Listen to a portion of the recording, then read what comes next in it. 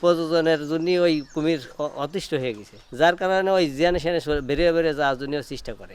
মানুষ কুমির দেখার জন্য যতটা না মাজারে আসে তার চেয়ে বেশি কুমির দেখার জন্য আসে। কুমির হচ্ছে খানজানের বাজারে একটা ঐতিহ্য, কুমিরই দেখতে আসে। মানে শাড়ি দেওয়া কুমির এরকম কোনো জায়গা হবে বাংলাদেশে কোথাও কোথাও হবে না। এইরকমের শাড়ি দেওয়া কুমিরের গায়ে হাত দিতে পারে অনেকে, কেউ দেখিছে কোনোদিন আজ পর্যন্ত কেউ এই জায়গার কুমিরের গায়ে হাত দেবে, মুরগি খাওয়াবে, কোনো কিছু বলে না কুমিরে। কুমির হচ্ছে খানজানের বাজারে একটা ঐতিহ্য, এই ঐতিহ্য রক্ষা করার জন্যই খানজানের বেশি হবে এই পর্যটন ক্ষমতা কমে যাওয়ার কারণে কুমির আস্তে আস্তে আস্তে আস্তে কমে দিল।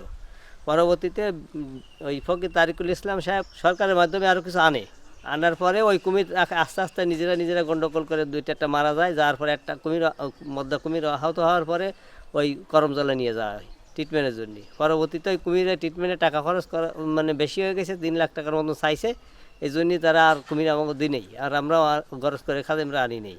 আর পরবর্তীতে একটা কুমির আছে এখন বর্তমানে, উনি হলে ডিম পাড়বে, ওনার হলে আপনার প্রযোজনের জন্য ওই কুমির অতিষ্ঠ হয়ে গেছে, যার কারণে ওই জেনারেশনে বেরিয়ে বেরিয়ে যাওয়ার জন্য চেষ্টা করে। এবার যখন বেরিয়ে গেছে এই কর্নার থেকে, তখন ওই বাড়ির মালিক যখন, পুকুরের মালিক যখন বললো যে আপনাদের কুমির আমাদের এই জায়গায় চলে আসছে, আপনারা নিয়ে যান, তখন আমরা 20 থেকে 30 জন লোক যায় কুমির নিয়ে আসলাম সন্ধ্যার দিক।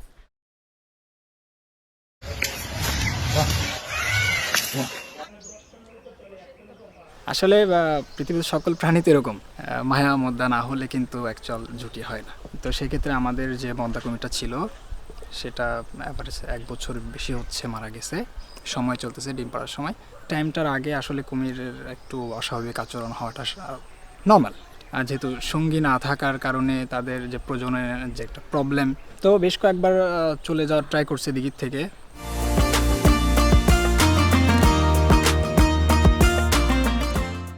চাচা আছে, আমার ভাই আছে, তারা কি করছে আবার ধরে নিয়ে আসছে, বা এলাকাবাসীদের যারা অনেকে আছে।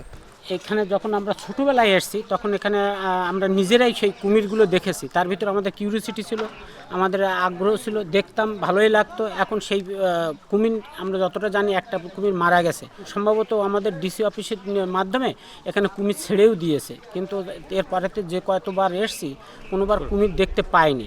এটা আশাহত হয়ে গেছি, মহিলা কুমির হয়ে থাকে তাহলে আশা করব যেন সেখানে একটা পুরুষ কুমির দেওয়া হয়, তাহলে তাদের ওদের ভিতরে বন্ডিং থাকবে, বন্ডিং থাকলে তারা থাকার জন্য এখানে বংশ বিস্তার করার পরিবেশও থাকবে।